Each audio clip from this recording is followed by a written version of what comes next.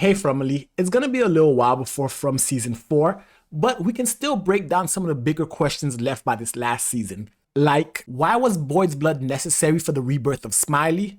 And with immortality and reincarnation being a thing, is Jim dead for good? We're gonna break all that down and more in this video. I wanna start off with Jade and Tabitha. We learned in the season 3 finale that they are the parents of one of the Ankoeey kids, and their souls are the immortal souls of two of the original inhabitants from Frumsville. They're cursed to keep reappearing in this town until they save the kids, and we know it's a curse because they keep getting reincarnated. Tabitha and Jade arrived in Frumsville the same day at the same time. Not just that, but upon second viewing, you can see when Jade first arrived to Frumsville, he had the same bracelet that both Tabitha and Miranda had, showing the intrinsic bond between the two of them. The same thing could be said for Miranda and Christopher.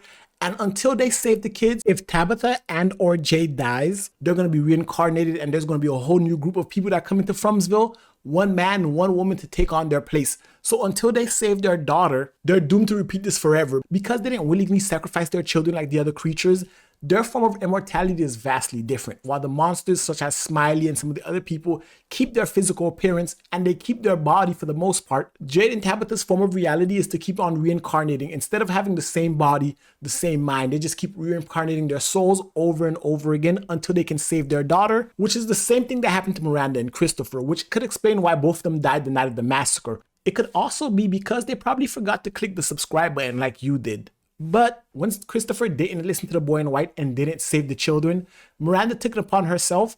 But at that moment, that's when Smiley killed her. He ran for the first time and killed her because they have to do this together. If you don't end the curse together, Smiley knows what they're trying to do. All the creatures know that Tabitha and Jade are trying to end their immortality, which is why they slaughter almost everyone who comes to the town.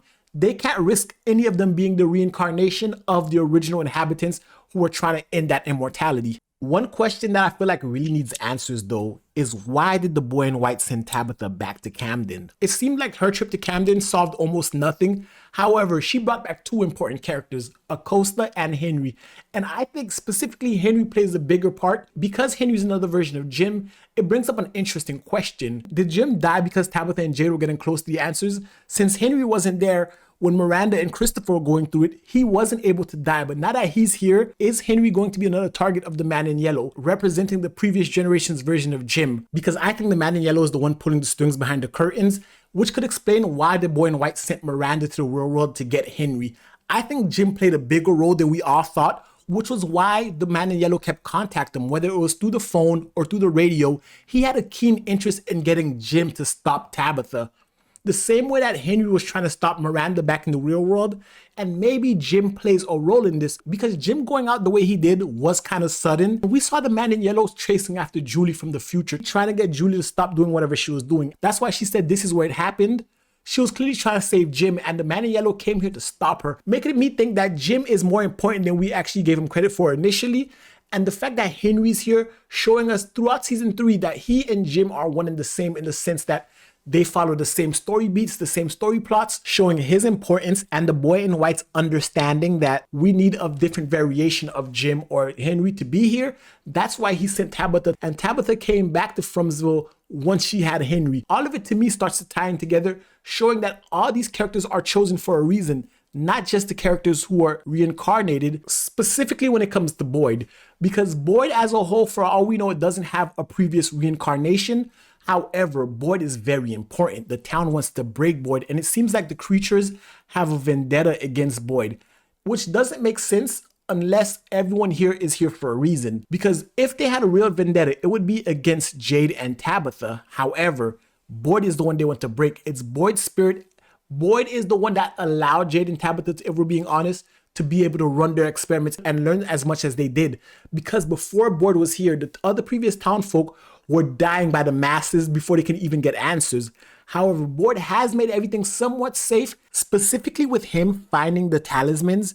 And that could explain why they want to break him. He represents the hope, and because he somewhat stabilizes the town, add to the fact that Boyd is the first one to actually kill one of these monsters. I know Smiley's back, but Boyd was the first one that we know of that has killed one of these creatures. I think the town is not done destroying Boyd, and Boyd's connection to Smiley doubles down on that. Remember back in season 2 when Boyd told Smiley, "My blood is your blood now"? Well, Smiley took that literally. Essentially, he was right. Smiley is of his blood. Smiley is Boyd's grandson for all intents and purposes. And it made me wonder, did it have to be Fatima since it was Boyd's blood and the worms that got there in the first place? What makes Boyd so special?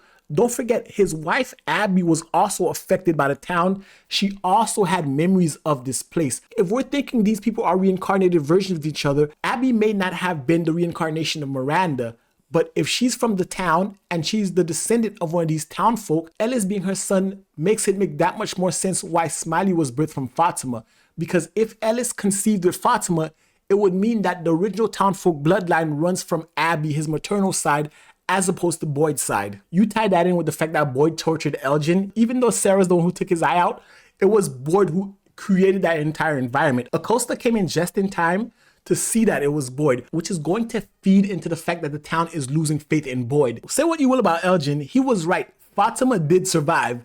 And the torture happened for no reason. Granted, he kidnapped her, so he deserves to get in trouble. The torture of Elgin by Boyd's hand and then allowing Sarah, the murder that the town doesn't fully accept yet, to gouge out his eyes really destroys Boyd's credibility. In season 4, I expect a real battle for supremacy between Boyd and Acosta. At this point, every regular person in the town has no reason to follow Boyd. Boyd has shown he will torture, harbor criminals, and do whatever it takes. It's almost as though it's a dictatorship when Acosta could be the one offering an alternative to the dictatorship of Boyd. With one of the bigger questions being, what happens to Sarah now? Because at this point, she's a known killer, she's a known torturer, she took Elgin's eye out without flinching. Boyd is her biggest advocate, and Boyd has to support her in this case because he's the one who got her in that position in the first place. What will Frumsville do with someone like Sarah, who's already on edge, who has proven to be a little unstable, but overall, she got results. Let's be honest. Sarah went in there, she took his eye out, but she also gave us answers.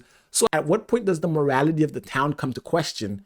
Is this okay? At what point do we stop? But the thing is, Elgin and Sarah are on the same vibe. They both experience the same connection to the town. And if I'm being honest, I'm really more interested as to see what happens to Elgin. The kimono lady clearly wasn't an angel. He lost his eye, and they're not going home. The next episode, season 4, they're not going home. So he did all that for nothing. How does that change his character, who was already afraid of this town, had an optimistic hope, and now it's been snatched away? He lost his eye, his hand is demolished, but he is one of the characters who has seen the boy in white. Sarah, Elgin, Ethan, Victor, and Tabitha are the 5 characters who have seen the boy in white. What we do know about the boy in white is the people that have seen him, he's helped them all at one point or the other. He's the one who found the faraway tree for Sarah and Boyd. He's the one who told Elgin about the music box monster. He used to help Victor until Victor's generation, Christopher and Miranda, failed to save the kids.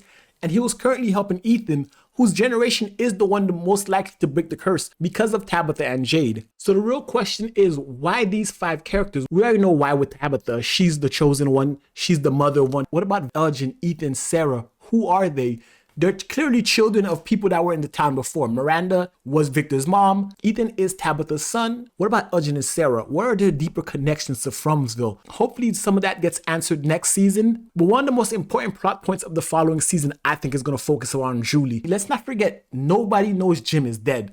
The Julie that saw him die is not the Julie that's currently in the diner with Ethan. This is a future Julie, which I personally think is going to be the same Julie we see at the end of season 4. As Julie throughout season 4 is going to become more and more like that version of herself, trying to find a way to save her dad. And that's how the cycle continues. I think there's a way to save Jim with time travel because Ethan said something interesting. If the story's been written, it can't change. However, our Julie, the current Julie, hasn't had that story happen to her yet. So she may be able to change that. Then they can all go back and change the story of the Ankoeey kids. Because the whole thing is to save the kids. So the notion that Ethan's saying if a story is written, it can't be changed is false. It can be changed, and I think it will be changed. We're going to start to see that happen in the 4th season. I think this show's going to go 5 seasons, but that's just my thoughts. I'd love to hear your thoughts about it in the comment section below. And guys, if you like this video, give it a thumbs up, hit the subscribe button, and until next time, peace.